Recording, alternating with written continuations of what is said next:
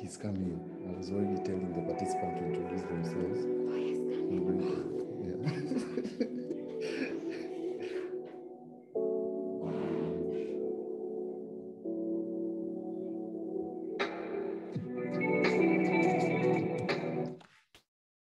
Hello.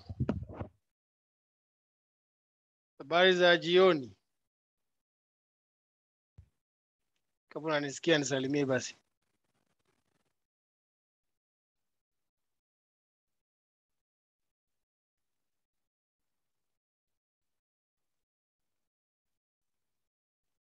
Okay, kumaanisha mnanisikia.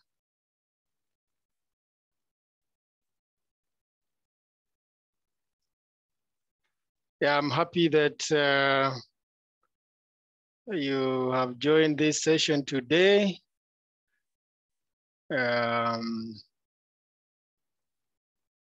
Yeah, so we are about 47. Mefika mapema vizuri. Within a few minutes, we'll kick off and start. Thank you.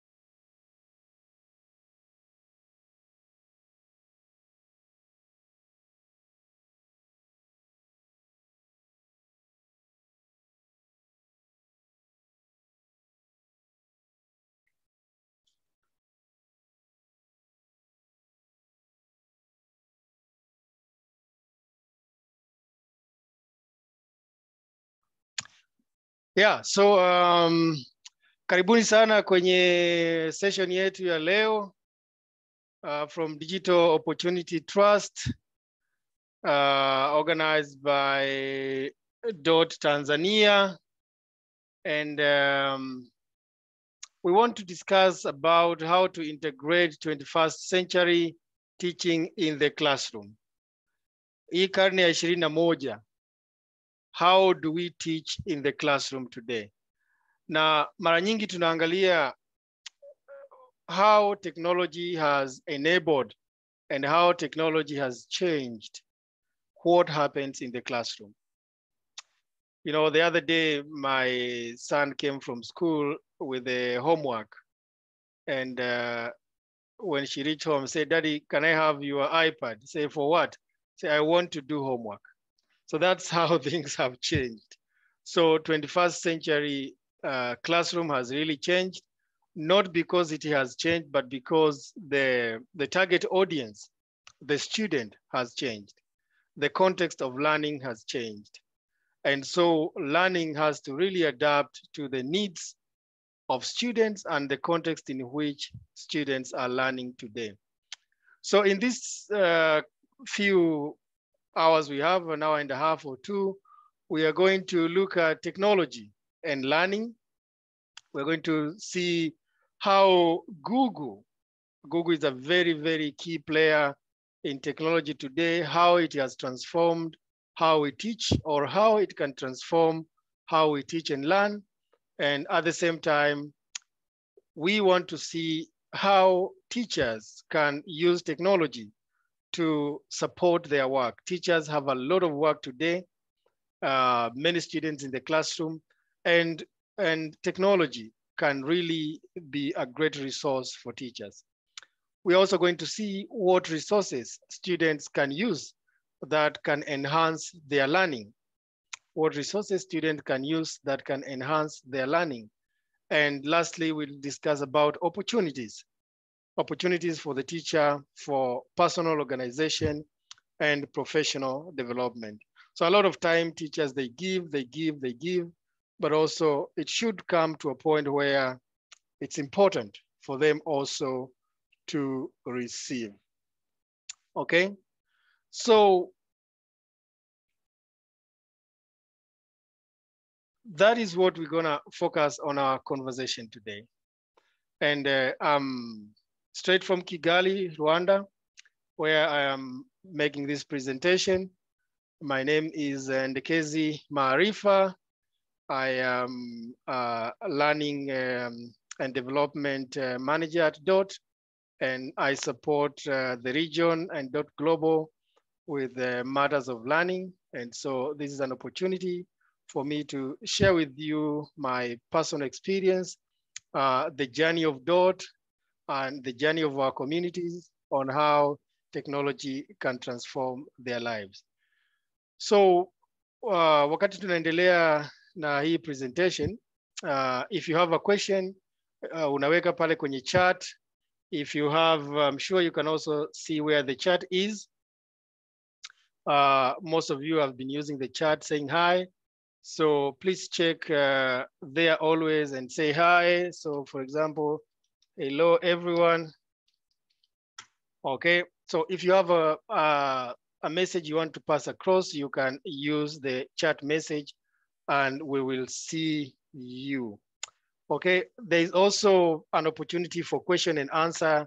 Maybe that will not use that today, lakini tutatumia tu hapa mahali kwa chat just to discuss and share different aspects of this session together. Okay, so nataka tuangalie kidogo mambo ya technology. How do everything come together? How does every piece come together? So when we talk about 21st century learning, there are three pillars that we need to talk about. We have at the center of the 21st century learning is the student. Mwanafunzi ndiyo yuko katikati. And so this student is bombarded by technology. This student is bombarded by a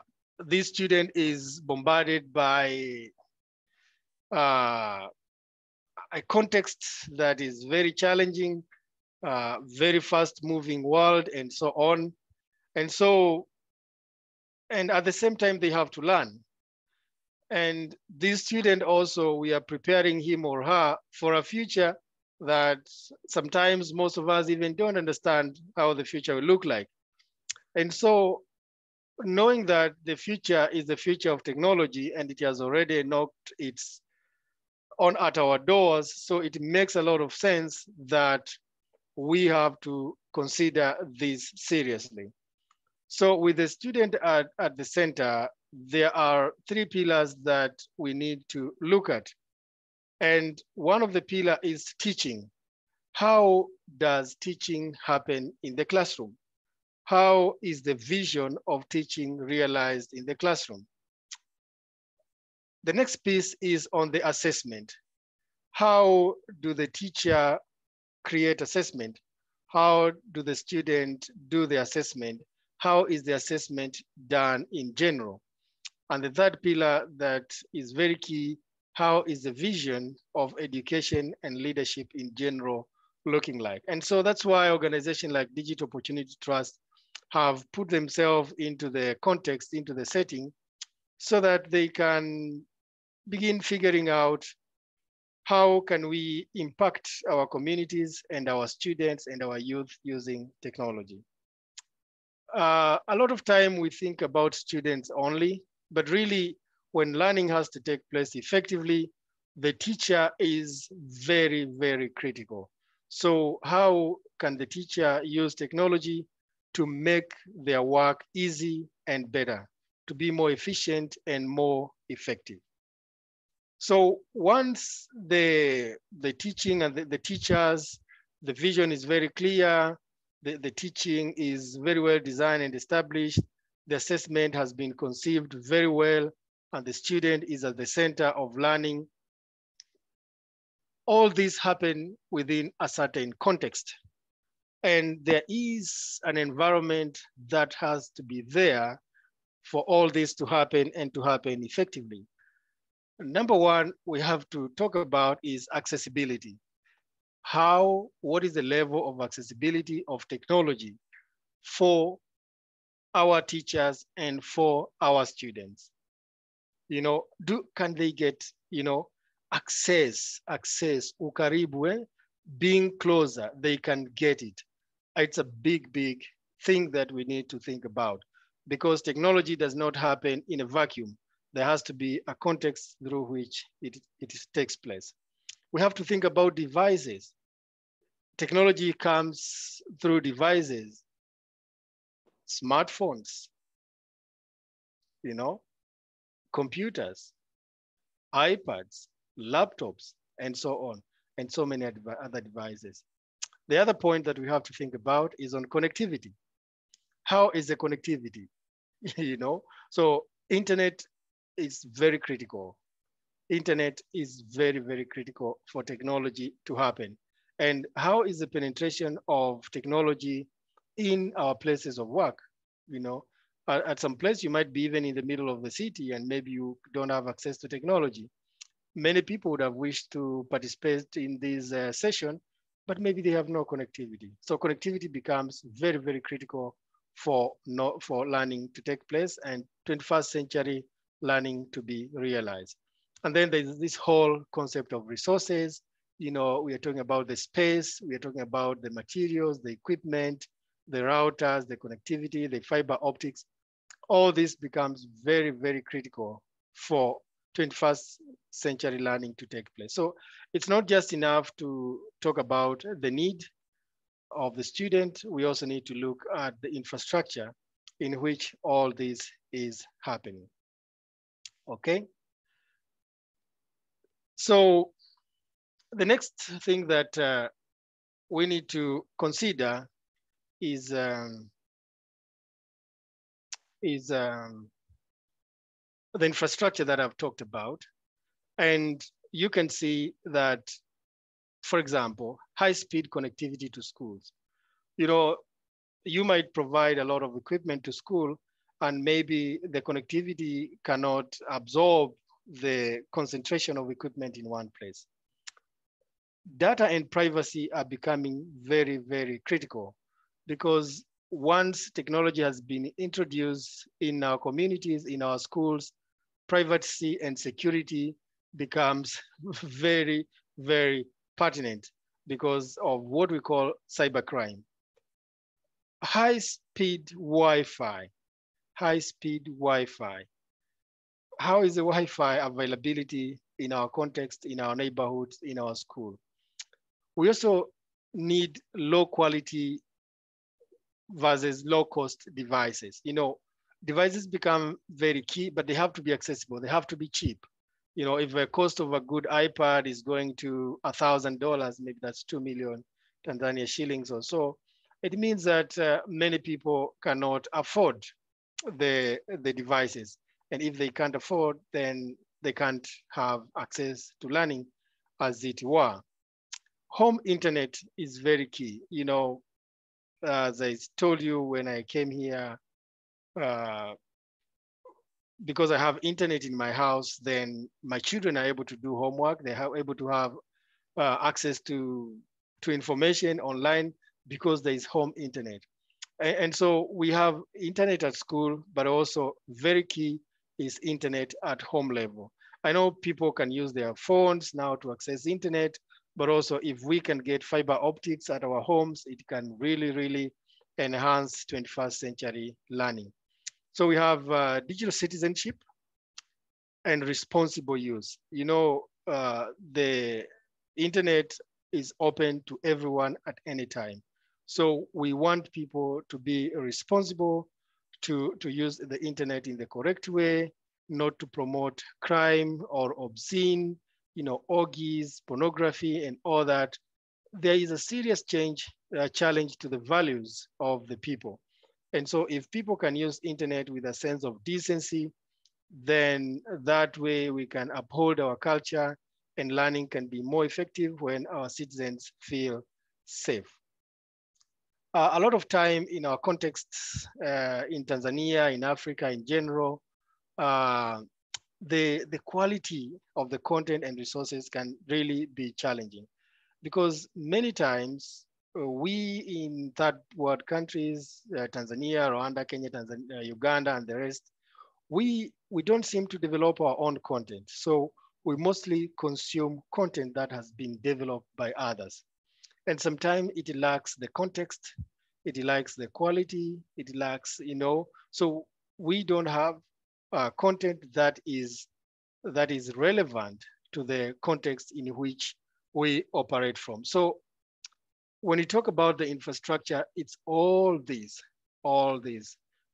internet, equipment, access, content, and so on. So it makes really, it really becomes very, very key that this investment it's done if we are to realize the 21st century learning. And so the role has to be played by many stakeholders. We have the government, the private sector, the schools, the parents, the students, all have a key role to play in this. Okay, so let me have a quick chat, and on the chat, please, could you just write, and do you have internet connectivity at your school? Do you have internet connectivity at your school? I just want to see from the people who are here, either you're a student or a teacher, do you have internet connectivity at the school? Please type there and share that with us. Yes, I have. No. Oh, someone doesn't have internet connectivity at school. Yes, yes. At SUA, yes, yes. Oh, yeah. A quick sample. Yes, we have. Yes, we have. Yeah. So once we have internet connectivity at school, that is really, really good news. What about devices? Not yet. What about devices? What about devices? Do you have sufficient devices, sufficient computers to access internet for learning at your school? Not sufficient, no, not enough. Yes, we have, yes. Inadequate, few computers, yes. So it seems like while the government has really invested significantly maybe on internet access, it seems that at the device level, things are not very good, because devices are very, very expensive. Very, very expensive. I see someone has raised his hand. I'm not sure whether you can communicate. Insufficient, inadequate, no internet in my school. So meaning that still the infrastructure is a very key obstacle to realizing 21st century classroom. I want to, so there's a big concept of the digital divide. So a lot of time when we talk about the digital divide, we see it in the form of, I have no internet, I have no computers. But the kind of digital divide that is coming, so we have two types of digital divide. So we have the digital divide that is caused by poverty and inequalities. But even at the level where people have access to technology, there's another type of digital divide that is coming. And the kind of digital divide is between the users. So we have active users and passive users. So on the passive user, these are mere consumers of media, or, just consumers. They play games, they watch videos, they listen to songs, or even read newspapers, not necessarily on the negative sense, but they are passive users. So meaning that when we talk about the digital divide, it's not just about the infrastructure, it's also about what do we do with the infrastructure that is available. And therefore, the 21st century classroom, or the 21st century learner, and especially in Tanzania, in Africa, we must cultivate active users, okay? Active users. So not just passive. Active users means they are not just consumers, but also contributors. And passive use of technology can be very, very, very addictive. Inakuwa kilevi, kileo. So when you are a passive user, you really get addicted. And when you are an active user, you become a participant. You become a participant in the digital playing arena. So for example, you have interaction with experts. So when our youth, when our students are online, whom are they interacting with? So being active is not just interacting on Facebook with friends, likes, and so on. Nothing wrong about that significantly, but whom are you talking to? What value are you adding in your online interaction? When people are connected, they develop global connections. So global connection is actually at the core of becoming a global citizen, that you have friends who have substance, students from other universities, teachers from other schools, and you develop those connections that are meaningful in sharing expertise, content, and friendship. Active users of technology, the 21st century classroom, they also have to be designers, contributors. They design. What do they design? They could design learning platforms. They could design certain products. They could design learning artifacts. They have to design and present. Active users. There's peer collaboration. Peer collaboration, there's significant opportunity for teachers and students to collaborate on projects and learning online using digital tools. So that is a key area. So also an active user of technology involves media production. Media production, they can generate video content, they can generate music and so on. So animations, all that. So the active user presents not only just an active contributor, but also there are significant opportunities that go with that. Immersive simulation is really high-level interaction using technology. And the last one is coding. And coding is the language of creating content or designing platforms for digital use. So these are not just active way of becoming busy, but really are a way of being generous and contributing to the global platform of knowledge, and also creating opportunities for now and for the future. So it's very important as we think about the digital divide, we don't just think of the digital divide in the form of infrastructure only, but there is digital divide in the form of passive and active user. So in a nutshell, as a school, when you are envisioning creating a 21st century learning opportunity for your student, the first thing you have to ask yourself is, what is the vision for learning technology infrastructure that will be supporting. What is your vision for learning? How do you want learning to look like? You have to have clarity on that. Then you have to ask yourself, what digital learning content, tools, and resources that will be supported? Then what kind of professional development will teachers need to become proficient with digital learning? You know, like say, for example, if we decide that we have a vision for digital learning, 21st century learning in Tanzania, we have to ask yourself, for teachers to be able to support digital learning in the classroom, what level of proficiency will they need? And so what capacity building needs to be adopted? So the other question is, what is the current network capacity?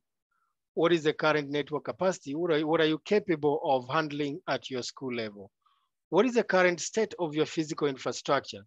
You know, we have seen in our conversation a few minutes ago that we have very good, in some places, in many schools, they have connectivity. But when you ask about physical infrastructure, a lot of them are, we don't have insufficient.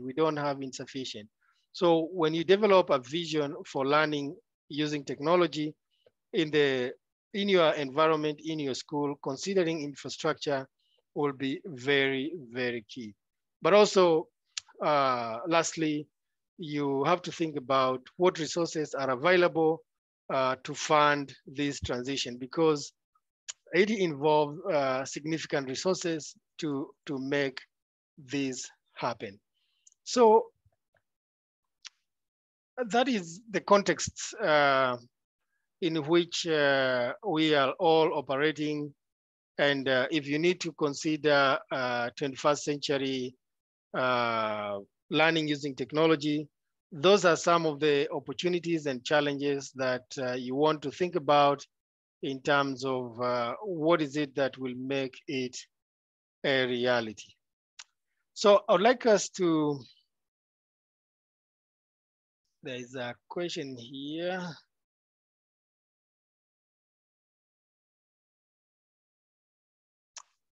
So Hillary is asking that, Hillary from Bunda Teachers College, how long should the organization vision be amended? I would say, Hillary, that one of the key things that even before we think about amending our vision for technology, is the first thing is to have it. Because many schools may not be having a vision as to where they want the school to be in terms of technology. So let's first have the vision. However, the vision has to evolve, because technology changes every day, and the vision has to be adaptive and has to evolve so that it can accommodate the changing times, it can accommodate new trends, it can accommodate future trends, it can accommodate surprises of all nature. I think the issue of ICT application in educational issues, especially higher learning institution, should be connected to the pandemics like COVID-19 that has totally changed. I agree that we have to be prepared. We have to be prepared going forward, because the COVID-19 really surprised us. We closed our schools, children went home, we wasted 2 years of education calendars in some school. And, so if we are prepared with technology, we are able to deal with instances like the emergency of COVID-19. Okay.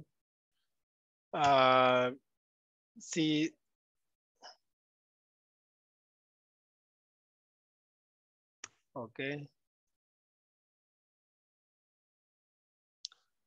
Right. So I'm really interested to see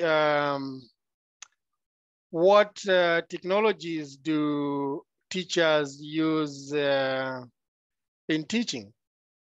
So let's go into the chat and please.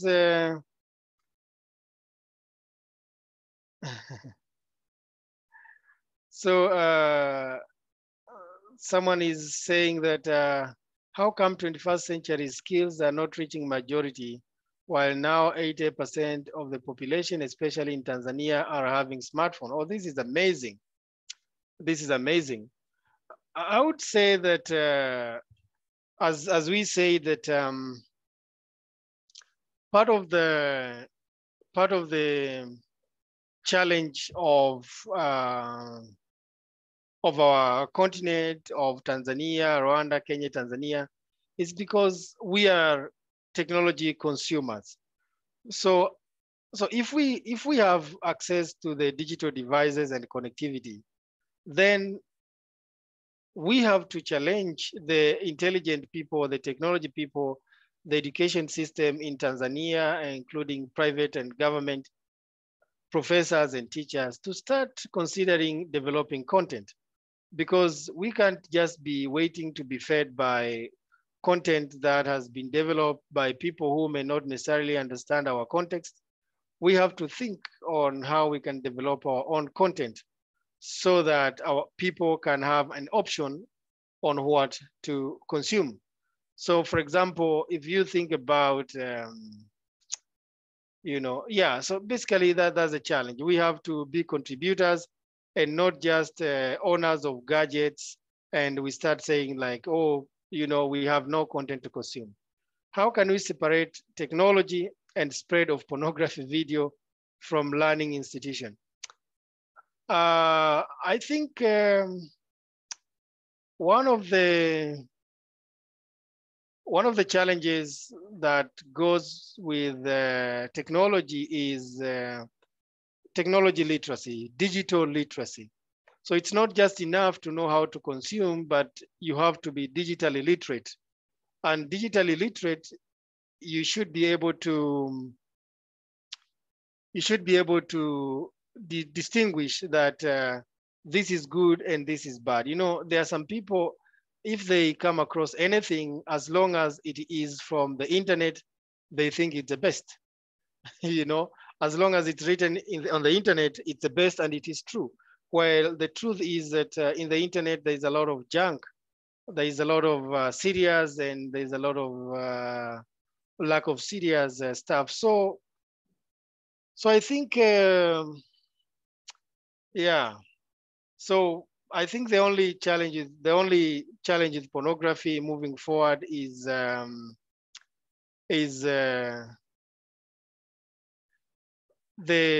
the challenge with technology. The best way to deal with it is digital literacy, having people have media literacy, and they're able to choose between good and bad and make the decision that they want.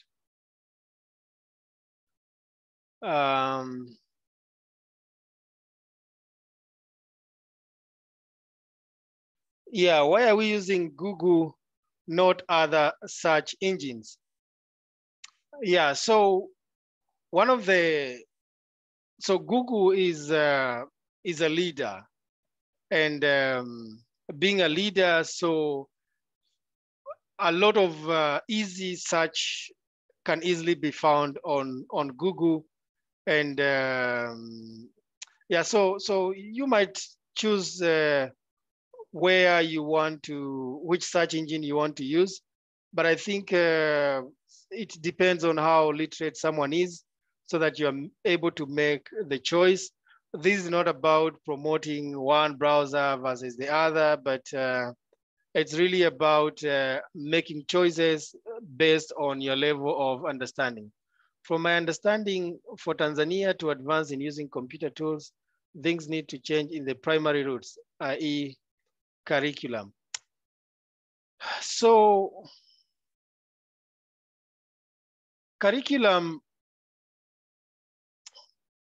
so we have to understand. So when you develop a curriculum, or when the government and teachers develop a curriculum, they develop a curriculum based on what is available. So we cannot blame a curriculum for not promoting the use of technology unless the curriculum is very old, but curriculum usually responds to the context in which it's going to be applied. So if the infrastructure for digital learning, use of technology is only in the city maybe, or a few cities, and Tanzania has got millions and millions of people, they may not develop a curriculum that is heavily pegged on the use of technology, because then it's not going to be implemented. So that is a challenge with thinking about curriculum should promote the use of technology. Then because of that, people will adopt technology. So instead, a lot of time technology looks at, curriculum looks at technology adoption, and out of that, they decide that this is what we want to use. So as a teacher, I want to use Google as one of the,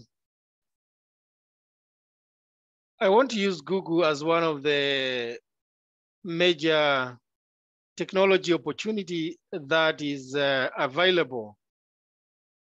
That is available, and it's just an example of the opportunities that are out there. But before I go into that,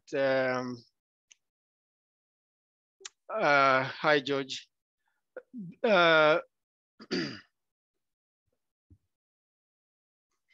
Yeah, a lot of guys are saying hi. So I would like to know, so what technology are you using? Please put on the chat down there. So what technology are you using as a teacher currently to enhance your teaching? Please chat down there so that we can see. So what technology are you using to enhance your teaching?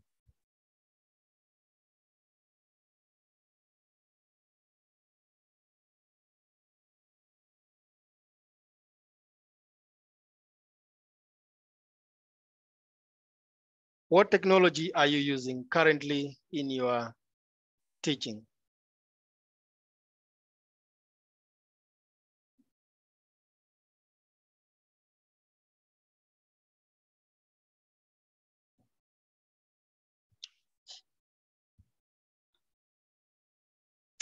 Computer and smartphone, projector, smartphone and computer. John Henry, PowerPoint presentation, email for assignment. Ahmad, Microsoft Office, Zoom meeting. Projector, now WhatsApp, Modo, internet, smartphone, computer and smartphone, PowerPoint projector, WhatsApp group, e-learning Modo, smartphones, online videos such as wildlife documentaries. Okay, I also use email for assignment. So yeah, so I have a sense on e-readers, email, education software. So what about software beside the hardware? I'm using is okay, e-learning model as well. So what softwares do you use to enhance your teaching? I see a lot of projector, PowerPoint. Okay, so I see someone is using Google. Okay. Okay. Smartphone, WhatsApp, cool.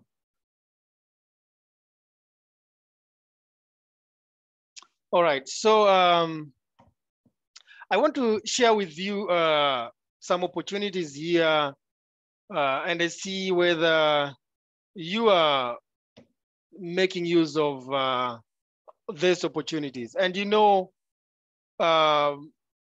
might be using other opportunities, but let's see whether we share into these opportunities, and you can extend the good news to other professionals and see whether they can make use of such opportunities. And I just took Google as the simplest of all, and because Google has invested significantly in technology. So what Google apps are you familiar with? Please drop a chat. What Google apps are you familiar with? Or what Google apps have you been using? Let me see what Google apps you've been using. Okay, that's good. You're using Dropbox. What about Google apps? Ni Google apps gani ambazo mnatumia? Okay, Google Meet, that's very good. Google Forms, Google Drive, Google Doc, Google Scholar, Google Meet, Google Classroom, Google Scholar, Google Hangouts, Google Drive, Google Doc, Google Drive, Google Meet, Scholar, Google Sheets. Okay, so cool. So I just want to share with you on how this very simple application, Google app, can be used to transform your life as an educator, your life as a teacher. Before even you go to more advanced and complicated applications, digital technology, let's think about how something like Google can change your life as a teacher. You know, teachers have a lot of work. Teachers have a lot of work, especially those who are still stuck in the traditional way of teaching. There is a lot of work that that you do at school. And one of the things that you can leverage, you can use to make your work easy is technology adoption. And one of the simplest technology that I just want to share with you is Google Drive. And Google Drive is not a very strange thing. If you go to your email, and on the icon up there, on your right on top, we have Google Apps, okay? And under Google Apps, there is a variety of applications that we're going to talk about some of them. But I would like us for the moment, let's just focus on Google Drive, okay? If you click on Google Drive, you can see that it has a lot of opportunities. And so within Google Drive, there are several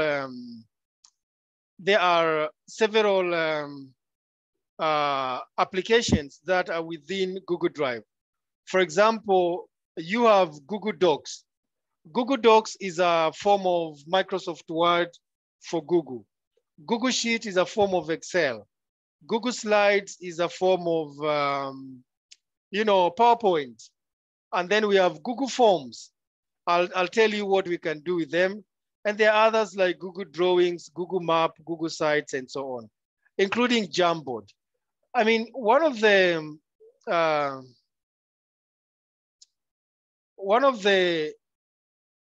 opportunities that I want to share with you is the importance of Google Drive. You know, number one, Google Drive is free. Microsoft Word, it's a great application, but you have to buy. Google Drive is free. Google Drive, all the applications inside there, you can put everything in one place. So, you know, like in a school, you have a library, or, you know, in Microsoft Word, in using Office, you have to save all your documents in folders and files. And there's no problem. Even in Google Drive, you save in folders and file. But the challenge with saving on your computer is that your computer can crash. Your computer can be stolen. You know, sometimes you forget to save and you lose all your valuables. You know, think about how many computers you have owned in your life and how much content you have lost. So the solution is Google Drive. And Google Drive, even when you have to subscribe and pay some money, it is not very expensive. And the good thing about Google Drive is real-time saving. So you don't lose any document that you have. And so within Google Drive, there are several applications. And the first one is Google Doc. So how do you use Google Doc as a teacher? I would like to see, let's go quickly into chat. As a teacher, how can you use, or how do you use Google Docs in your classroom? So that's like a Microsoft Word. You know, I was a teacher for many years. I'm still a teacher today. And one of the many challenges with teachers is that you always prepare, year in, year out. Lesson plan, schemes of work, teacher's notes, examinations, tests, continuous assessment test, everything.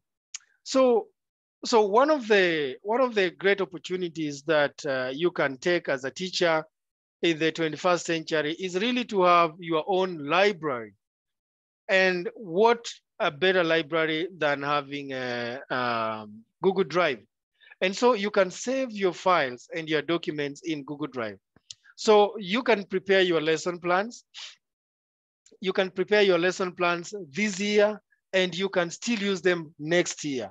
So what happens next year, what you need to do is not to prepare new lesson plans. It's just to update your lesson plans. So if you are developing your schemes of work for your teaching as a job, so you just save them in Google Drive, in Google Doc. And once you save them in Google Doc, all you just need to do is, Google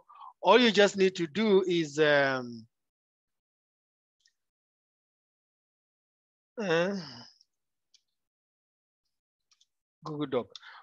All you need to do is so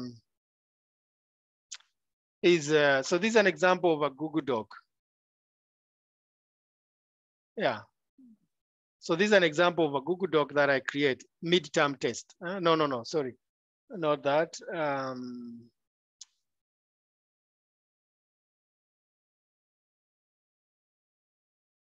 Yeah, so if you come to Google Doc, you open, and so this is how a Google Doc looks like. So here you save, maybe it's your midterm test. And here and once you write like that, it is saved. And here you say term 2, 2022. So the good thing about this is that it will never get lost. And every year you can be updating it, you can be upgrading it, you can do anything that you want. But when you have to prepare your exams, your tests, your papers, they get lost, they get old, they disappear, your computer is stolen. So Google Document is a very, very important resource to teachers. So I'm really challenging that you have to really think on how you can use your technology and start putting, and I will show you how you can even make money with this. Sure, that is exciting. Because if you, the other day I was working with a friend of mine from the US, and we passed by a prayer center. There were people who were praying. It was at lunchtime. And they were having great music, great drumming, great piano, great guitar. Mzungu akaniuliza, na hiyo band wanafanya nini? Nikauliza, wanaomba tu, ni saa za kusali saa 6. Akasema, na wanaimba vizuri hivyo? Nikamwambia ndio, wanaimba vizuri. Kwa nini? Na wanarekodi huo mziki? Nikamwambia sijui kama wanarekodi. I mean, what I'm trying to say here is, if you think about your years as a teacher, 10, 20, 30 years, and you are probably keeping all your documents in the form of notes and books, there is a lot of knowledge that you are wasting. And if you can put that knowledge even in simple form of online files. That is something one day, one time, you can convert into an income. And I'll discuss with you about that. So think about really Google Document as a place that you can organize your work as a teacher. And the other good thing about it is that you can collaborate with other teachers. So if, for example, you are developing lesson plans, if you have 3 mathematics teachers in a school, everyone is developing his or her lesson plan, you can collaborate.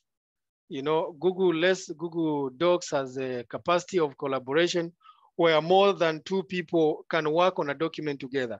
So you can decide to work on a shared document that can be shared by all teachers in a department, so that you don't really invest a lot of effort and resources in planning and preparation in your life as a teacher. Google Slides is actually the PowerPoint of Google. And again, it is free. It is free. You can go to your Google Doc, your Google Drive, and you know, you can open new, and you can open a Google Slide, and you know, this might be math class.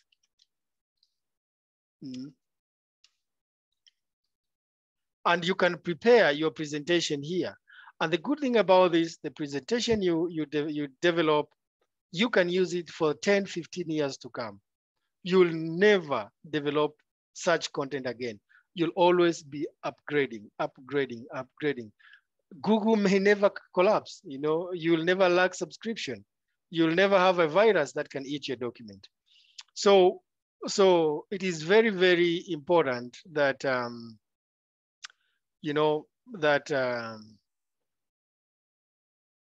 you can use Google Slide as a presentation to your student in a class. And I know a lot of these may be college teachers or high level education, they might be using this, but I think it could make a big difference even for teachers at a lower level of learning. So consider this as a very important tool for your life as a 21st century teacher. Please, mambo ya files, makaratasi, you know, even in the environment is really a big issue. And, you know, for the sake of our trees and our environment, we can adopt basic technologies such as these to enhance our classroom instruction and to make our life as teachers more efficient and more effective. The other opportunity that is provided by Google is Google Sheets. So Google Sheets is Excel in Google. And again, one of the very challenging life of a teacher is when you have to, at the end of the term, you need to prepare your marks and so on. So Google Sheet can work as Excel, and you can do all your calculations. You know, just the way an Excel functions, you know, there's a file, edit, view, insert, format, data tools, you can sort, you can filter. So you can use these to grade your students, to give them marks, and you can keep this forever and ever, so that 5, 6 years down the line, if you are ever asked what happened to the results of 2014, you can always go to your Google Sheets and you produce the result. So a lot of time teachers don't have records, or their records, you know, when I came across technology when I was in college, that was 2004, and it was an American college. And something that really struck me is that in the whole college, there were only 4 college employees, and the rest were part-time lecturers. And the whole college was run by only 4 people. The registrar was in charge of all the data in the school. The principal was also the accountant. you know, so everything that we were doing, if it comes to marks, to grades, all they just do is to get the marks from the teachers, insert them into the technology and generate reports. So the day I joined college, I joined on a particular day and I knew the day that I will graduate. I graduated 3 days after my final exam. And it's because of the efficiency and the use of the technology in the school. So if a teacher's calculating marks, grading is very challenging, very laborious. And I believe that if we're gonna adopt technology, we can focus on creating content and not focus on our time on adding marks. So Google Sheet, it's a very, very important tool for, for you all. The other technology that you want to experiment is Google Forms. Now, Google Forms is a very interesting application. So, what, you know, if there is something that frustrates a lot of teachers is setting exams and marking exams. Now, you can use Google Forms. You know, you can use Google Forms and set your test, and you send them to students. The student answer the questions, and it's all done. So, for example, you can see my Google form here. I've called it a midterm test, and so, and you can see the edit buttons here, and so all you just need to do is write your questions here. For example, you are setting the test. So here you can write, what technology do you use in class? Okay.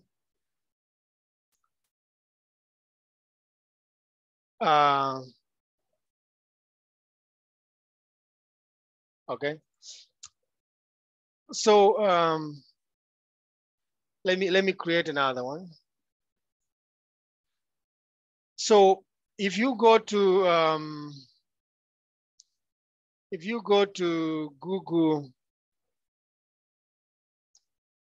Google Drive, this is part of the Google Apps. It's not in the Google Drive. You click on Google Forms, and the beauty about Google Forms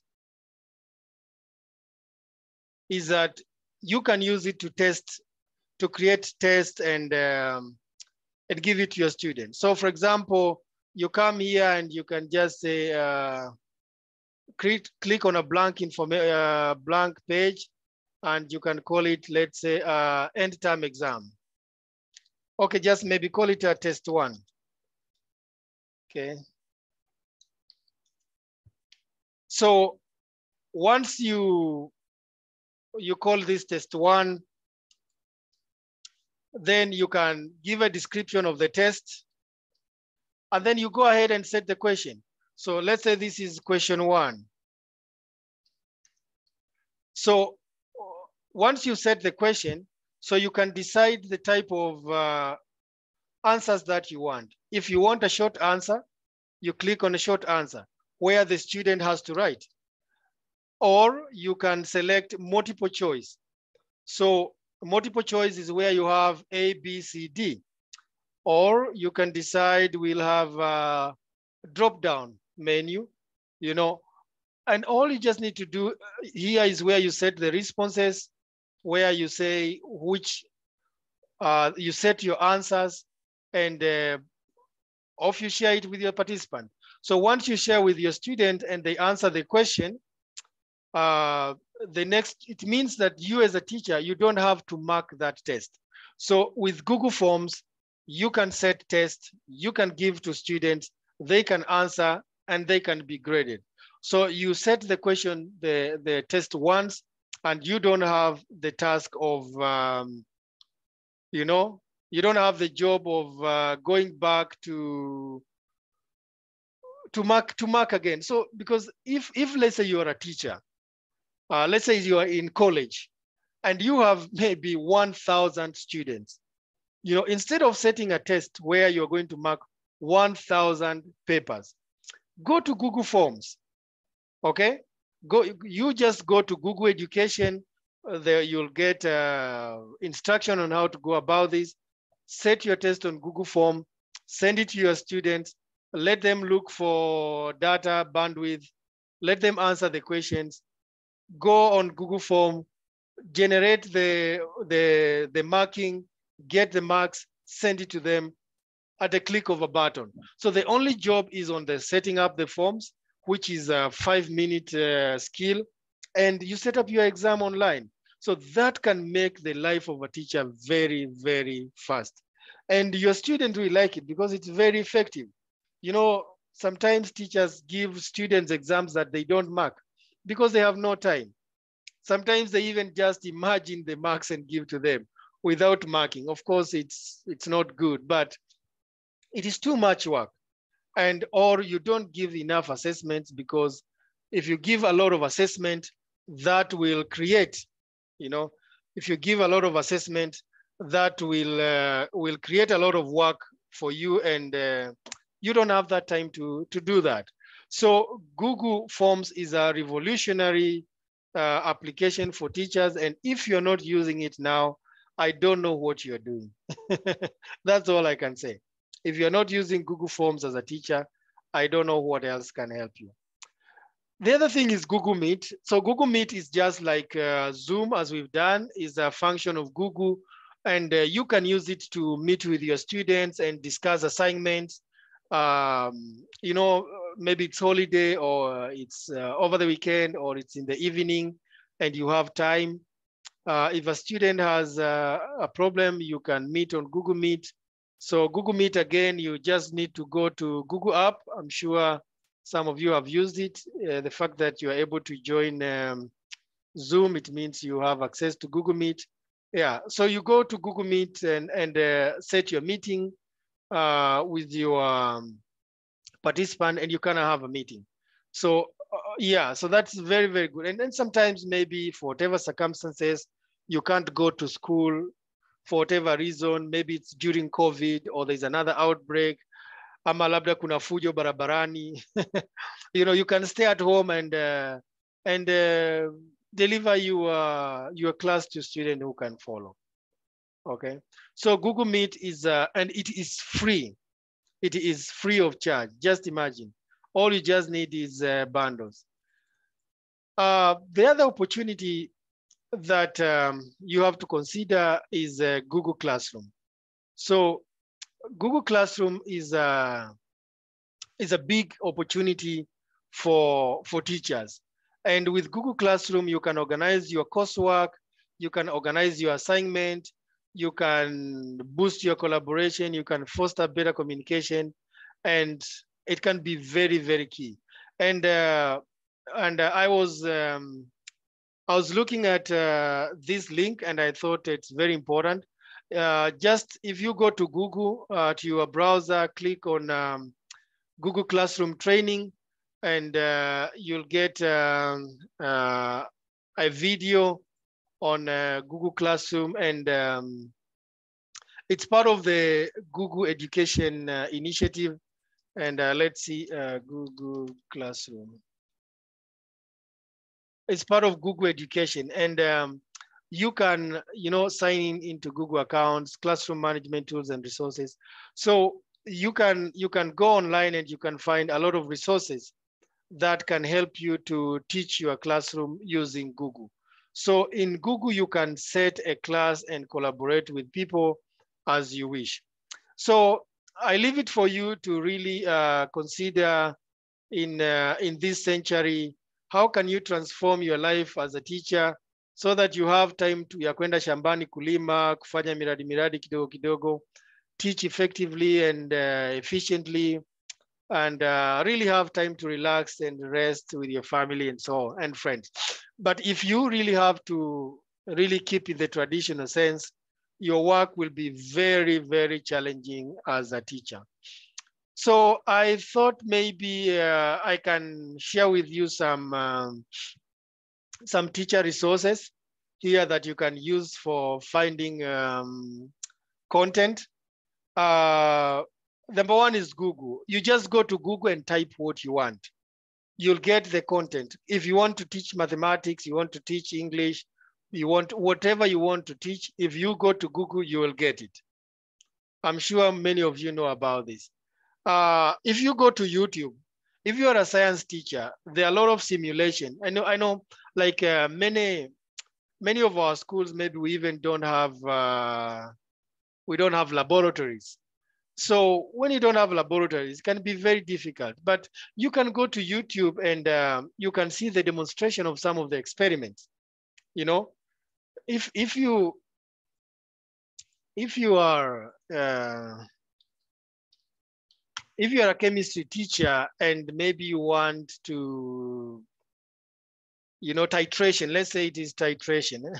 Let's say you have no chemicals in the laboratories and you have, you know, you can just go on YouTube and you can see demonstration on titration. You know, all these, you know, you don't need to kill yourself as a teacher, including the formulas, including the formulas. So make use of YouTube. It's a great, there are teachers who have invested a lot in content and you don't need to kill yourself anymore.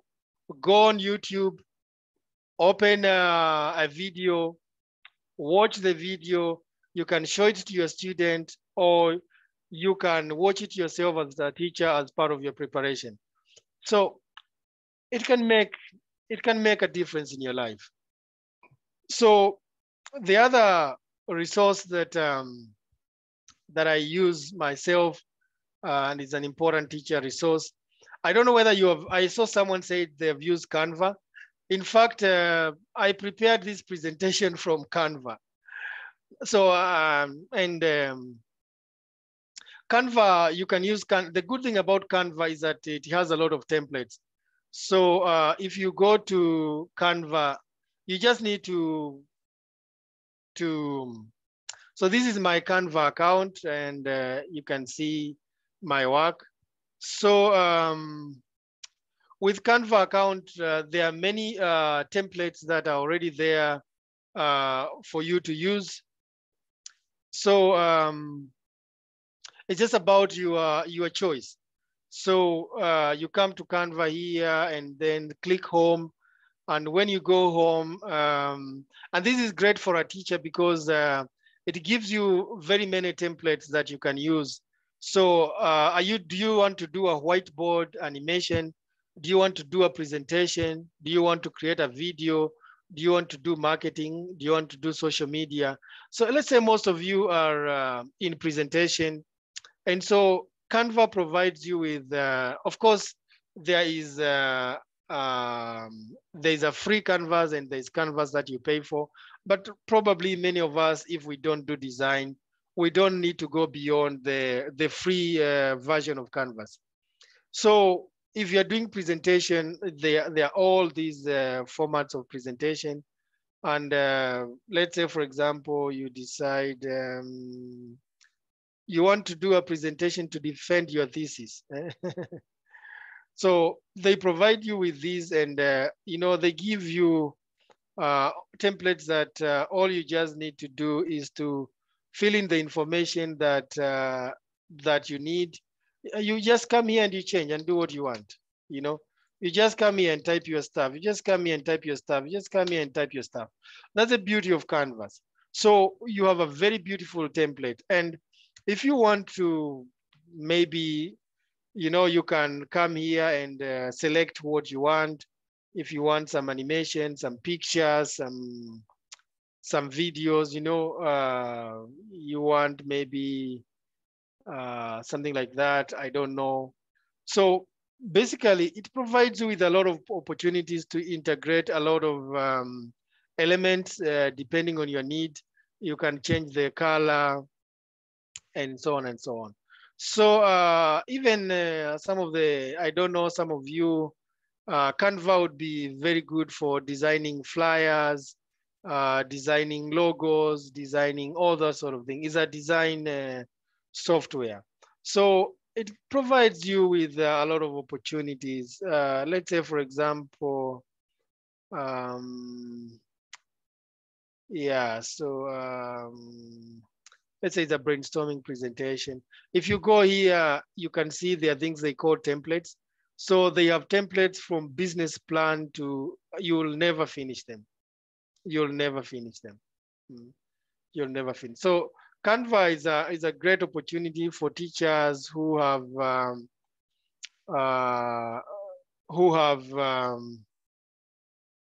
Canva is a great opportunity for teachers who have an interest in design, but also who have just the skills to navigate. Because the moment you have the skill in something like Canva, your life becomes very, very easy. Like there are people even to do their CVs, they do Canva. To write their project presentation, they use Canva. To write their research presentation, they use Canva. To do their project summaries, they use Canva. So it's something with endless possibility. I don't know whether there are people here who have children. I use and for many other purposes. If you go to something like Creative Fabrica, it's a great opportunity. I've been using this for the last 3 years. Creative Fabrica. I use the teaching resources, and with my account, I can access over 200,000 teaching resources for young people. And you can use that from drawings to buying fonts to anything that you want to create. So this is called Creative Fabrica, and you can see that I want to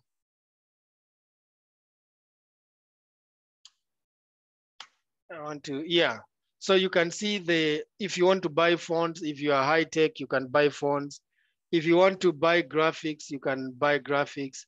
If you want craft, you can, needlework, classes, teachers. So there are teacher resources, there are tools, ports. I'm very interested in this. If you look at coloring books for kids, so teaching materials, these two parts. See, there's a coloring book for adults, coloring books for kids, teaching material. Let's just say teaching materials. If you go into teaching materials, you can see they have from 10th grade to 9th grade. This is thousands of content. And if you're a teacher, you just need a printer, okay? So like big math workbook, big tracing. If you want, this is 90 pages of tracing work, 1,000 pages, nursery school mega bundle. You can access all these. Some of it you can access for free, some you have to pay something. But by the time you finish what is available for free, you are very, very far. So so I was talking to some people who are having ECD, early childhood education, and I've been showing them this site as a great resource for learning material.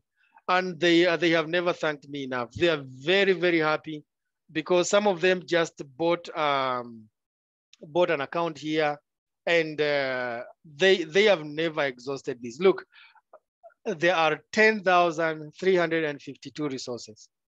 When will you finish them? And this is just one area. So for people who are in early childhood education, or you support them, you know them, this is really something great.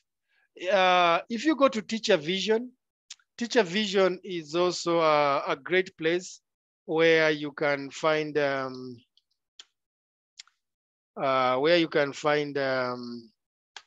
resources for you as a teacher. Is a teacher resource center where they help you to design you can develop your schemes of work, your lesson plans, grading and so on. So you can come here and decide what you want. You just need to click an account, then you sign in, then you decide what you want, okay? So Teacher Vision is a great tool for primary school teachers. The other resources that I want to suggest is that if you go to Udemy, they have a lot of courses that as teachers you can try. And here I want to, it's not just if you go to Udemy, it's a place where you can even start making money as a teacher. So if you are a science teacher, if you are a computer teacher, you know, there are people who just develop a simple course on, let's say, how to use Excel. Just like that. You use how to use Excel, you make a recording like the one I'm recording right now, or you can use other softwares and you put it on Udemy, and potentially people start buying and you make some money. So if, for example,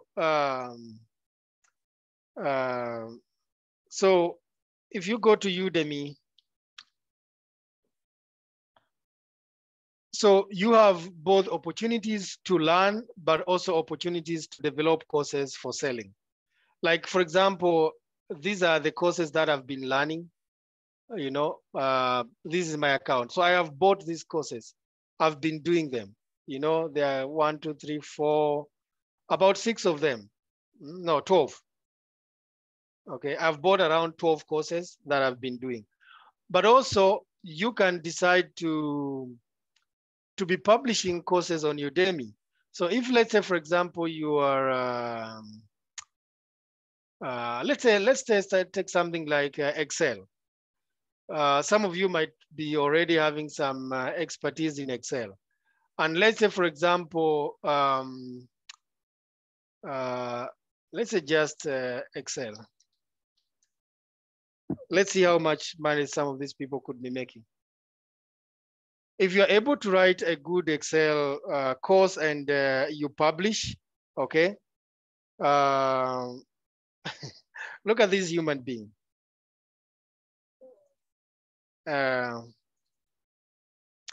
Microsoft Excel from beginners to advanced.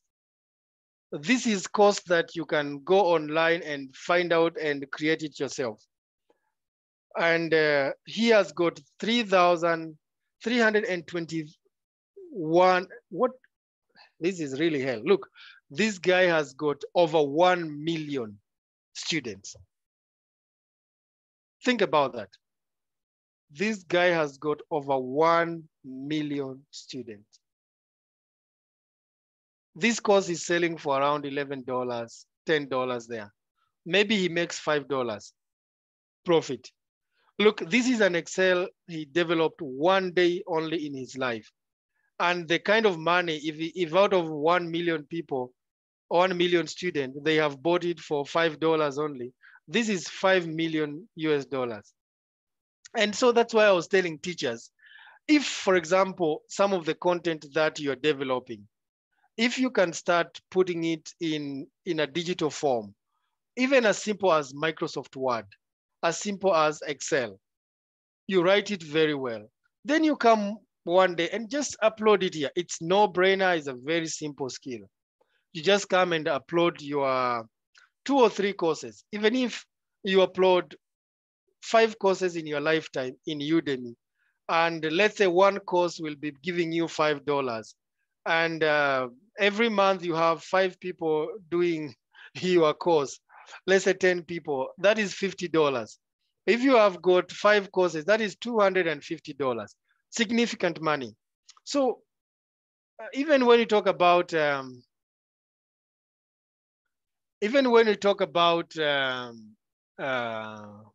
sorry, I've not been checking whether some of you have been sending questions. Okay, so even when we are talking about students learning, but look, when you have almost 1 million students, this one gentleman, probably he is bigger than some of the universities in Africa, you know, in terms of the number of students, and he's making a lot of money. And maybe developing this course was probably a few days, even if it takes him 1 week, if you click on this guy, it's called Kyle Pugh, okay? He has got 24 courses, okay? He has got 24 courses. He has got 24 courses. And you can see, and 24 courses and how many students? 1.3 million students, 24 courses. This guy is retiring, no sweat. So what I'm saying is that you as teachers, what are you doing with the content that you're having, which is just probably in your books? You can put that courses in a different format. You know, you can start commercializing some of your notes. You can start commercializing your notes, you know, and you get money, not just small money, but you just have to invest in your skills. If you go to a place like Coursera, you can find courses that you can study and learn skills on how to go about this business. If you go to edX, is a place where you can pay some little money and learn some of these skills on how to develop your own courses. There are many universities online where you can find a lot of professional development opportunities. So I thought that this would really be a game changer when teachers, you know, technology has opened for us opportunities globally. And there's opportunities globally. It means that if a teacher in the US or in China or in the UK can write a course in Excel, on PowerPoint, on Microsoft Word, and make 100,000 US dollars, goodness. So why can't you do it in your subject area, in training of trainers? You know, in how to write a CV. You know, you can write a course on how to pass an interview. You can write a course on project management. You can write a course on mining. You can write a course on cryptocurrency if you know that today. So teachers today, you have a lot of opportunity. The digital platform is worth billions of US dollars, and you can stop being a consumer. You know, maybe the digital divide we were talking about, maybe the digital divide we were talking about in the beginning might be, some of us might be victims, okay? Some of us might just be victims. Maybe we are just watching as teachers, we are just consumers. How can we become active users as teachers so that we can design, support our student and sell, you know? The course that you develop for your student, develop very, very well, give them the hard copy, the soft copy, put online and sell. You can collaborate with other teachers. You can come together, 2 or 3 teachers, develop a course and send it commercialize it. If you have some media production skills, you can have a YouTube channel that you can generate money and use that channel to sell your coursework. So the opportunities are immense. So then sometimes we look at things like Google. Oh, I know Google, you know, I know Google. So what? I don't think you can know Google enough. Google is so vast. The opportunities in Google, the learning content in Google that you can make good use of are immense. And so I was also thinking about students' resources and student resources. And really, these I copied from my children. You know, I have some boys and girls at home that that use a lot of these technology resources, and it has really made their life easy. Sometimes I wonder how we started back at our days without computers, without internet, without Google. So Google is also a great source of content for the children. But I picked this Khan Academy. Khan Academy is a resource for children between from nursery, kindergarten up to around primary 7 in Tanzania. They'll still find it very relevant. So if you just go to Khan Academy, it is free of charge. Khan Academy is free of charge. You know, when you go to Khan Academy, it's free of charge. You open an account for your child, you open an account for your children. You can tell parents to open it and so that their student can start learning for free. So that's an opportunity. I'm trying to open that for you. We'll come back to that shortly. Okay, so that's Khan Academy. The other one that I also use as a resource for my children, and I have talked to parents and friends, and they're finding it very important, is iExcel. I pay some money every month, but also there's a free account. Doesn't have a lot of content on the free account, but if you have even 10 children, okay? If you have like 10 children, you can just buy one account and they can all use it for learning. So maybe I'm using a lot of bandwidth here, but yeah, this is iExcel. You know, you can see it's just a wonderful resource. So here you have content for year 1, year 2, year 3, year 4, year 5, year 6, year 7, year 8, you know, up to year 13. And two main subjects that they have is mathematics and English. So this is my account. Let me sign in and see. Who are you? Let me put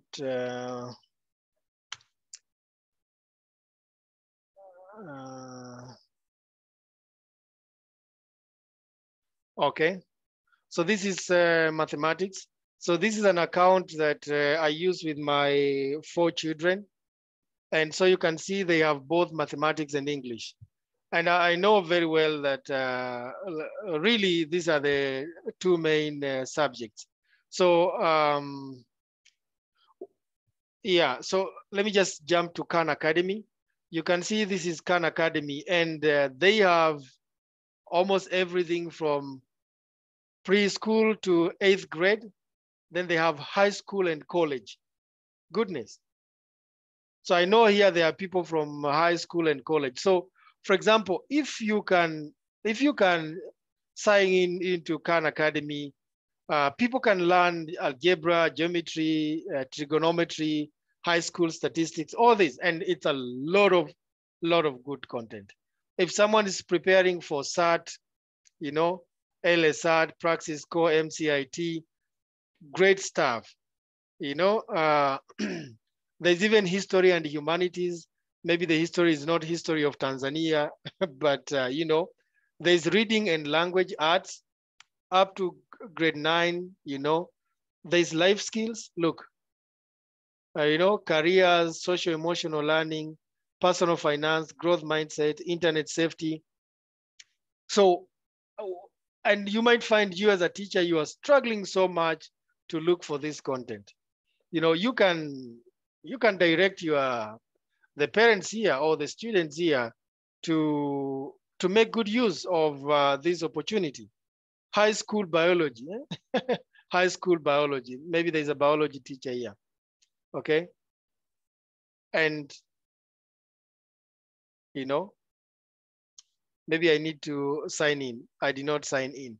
But if you sign in, it means that you can access all this wealth of information, ladies and gentlemen, for free.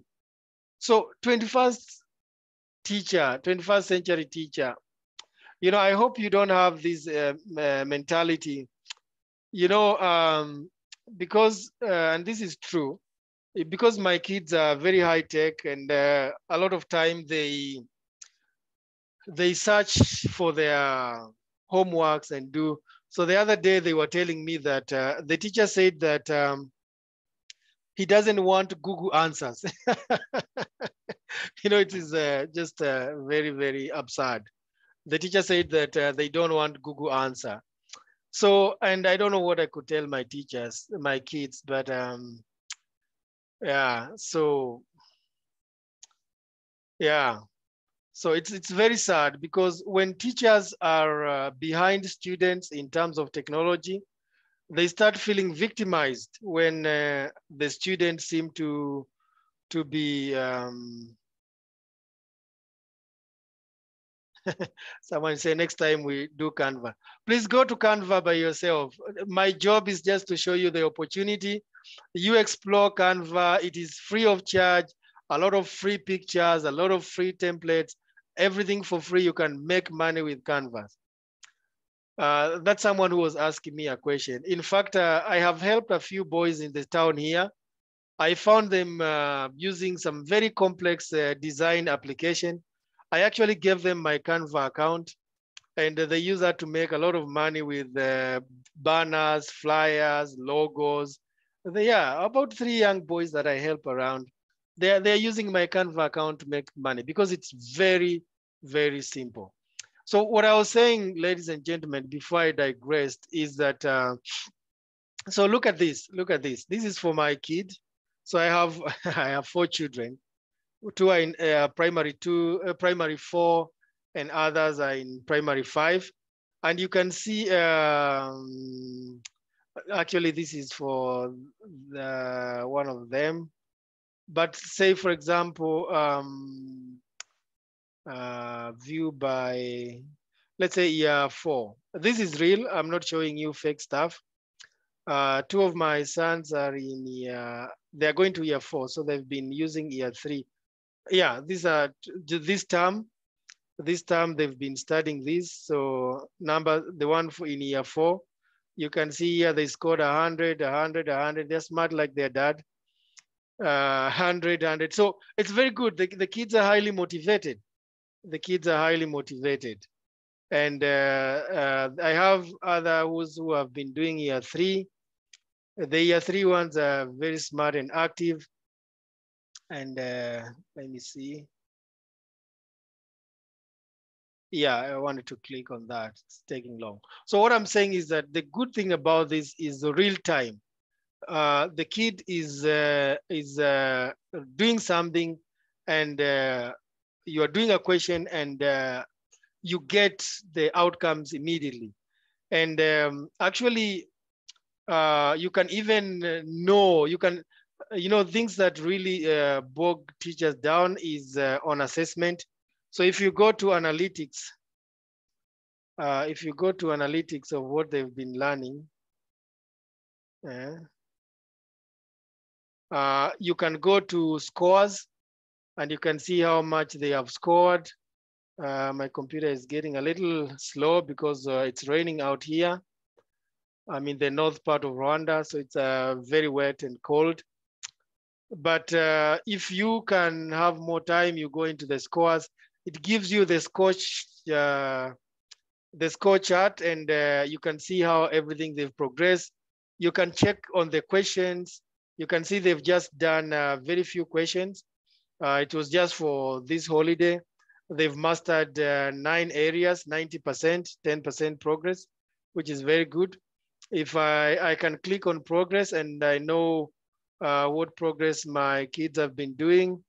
And so if you don't teach kids, you can use this for your children at home, or your neighbors, or your friends, and they might find this very useful.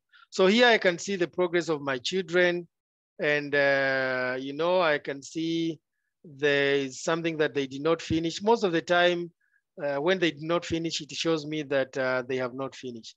And sometimes it's because they do it and they find it's too easy, so they skip. So it's okay. It doesn't have to be 100 everything, but you can see that this is for my kids for a period of 1 month during the holiday. So they have done probably about, you can see these are 34 questions, 62, 20. I think they did about 3,000 numbers. So just imagine if in 1 month, your child can do like 3,000 numbers. I mean, and it's very, very interesting. And here it even shows me the time they spent. 34 questions, they spent 5 minutes. 62 questions, they spend 9 minutes. So all I'm just saying is that there's great opportunities for teachers to make your work easy, to make the life of your student easy, and so on. So I want to take the next few minutes to respond to any question that you might have on the chat. But really, I wasn't really necessarily looking at making sure that you guys are experts in technology today. I just wanted to share with you on some of the opportunity for the 21st century. Our children are not the same; they are very different. They have a lot of them, quite a good number of them, have access to technology. All they will have access to technology one time, and we as teachers have to be ready and prepared. But also, we teachers, we give a lot, we forget ourselves. So technology provides an opportunity for also to build our own career as well. So let's take this opportunity to see if any one of you has got a question. Even if it's a personal question, don't worry, I'll answer it. If it's a general question, don't worry, I'll try. If I can't answer, I will send you to Google to research, and that will be good. Thank you. I like your comment, okay. This presentation is so impressive. Thank you very much. Thank you very much. I really love this opportunity to share with you this. Asanteni sana. How does this integration affect the future labor market? What I can tell you is that even the workplace has changed. It's not just the education. Even the workplace has changed. So I work for DOT globally. DOT Tanzania, Kenya, Uganda, international, everywhere. And I work from my house. So really the job market, there's a lot of virtual jobs today. People are working from home. People are working from their trips. People are closing offices, just small offices for operation. So I think the way learning now is becoming virtual and so on, it is the same way the place of work is becoming virtual at the same time. So I think we are preparing our children for the best future.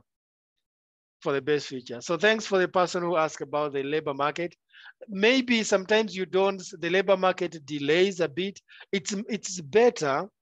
It is better when the labor market opportunities find people prepared than when the opportunities are there and our students, young people are not prepared and hence they can't take care of the opportunities. Thank you, Asani Bakari. Asante sana. Huyu nani anaitwa Ann Fome. Thanks for sharing. Well done, Marifa. Huyu nani Musa. Moses Limo. Habari yako?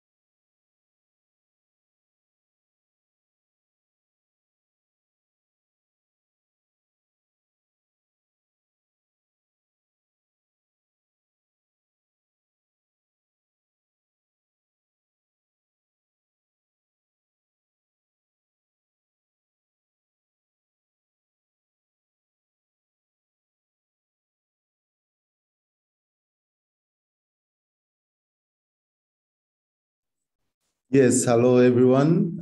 We apologize for the sudden disconnection from Maarifa. Amepata hitilafu ya umeme, kwa hiyo umeme wake umekatika ghafla, ndio alivyo-communicate. Lakini we will be back, tutawarudia kwa kuwa tuna details zenu, information zenu. Tutashare hii presentation kwa wote mlio attend hii recording, so that you can also replay na pia kushare na wengine ambao mnadhani watanufaika nao. So tungependa kuwashukuru for your participation, and just 1 minute, I think Maarifa is trying to reconnect na rudia sasa hivi.